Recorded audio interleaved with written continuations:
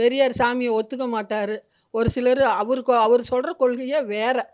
சாமிக்கு 2 சம்சாரம் எதுக்குன்னு தான் கேட்பார்.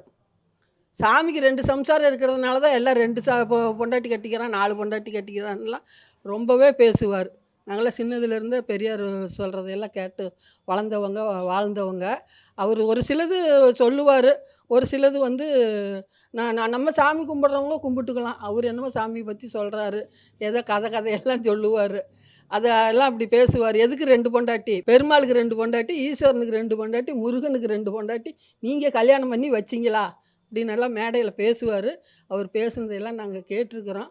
அது நான் கெட்ட வழியில் போகாத நல்ல வழியில் போங்கன்னு சாமியை காமிச்சு கொடுத்தாங்க.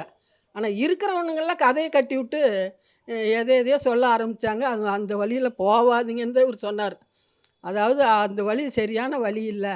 நீங்கள் சொல்கிறதையெல்லாம் நீங்கள் உங்களை நம்புங்க.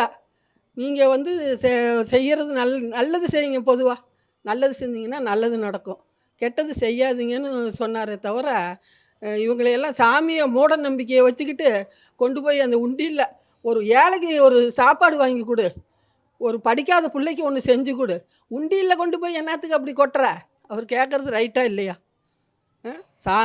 பிள்ளைங்களை படிப்பை கொடு, சாப்பாட்டை கொடு. நீங்கள் கொண்டு போய் உண்டியில் கொட்டுனா அது எது ஒன்றா கவர்மெண்ட்டுக்கு போகும், இல்லைன்னா எங்கேயோ போகும். அதெல்லாம் நல்லதா இல்லையா? ஒரு சிலதெல்லாம் அவர் நல்லது சொல்கிறத நம்ம எடுத்துக்கணும். அப்படி எடுத்துக்கிட்டு போகிறவங்க தான் நாங்கள்.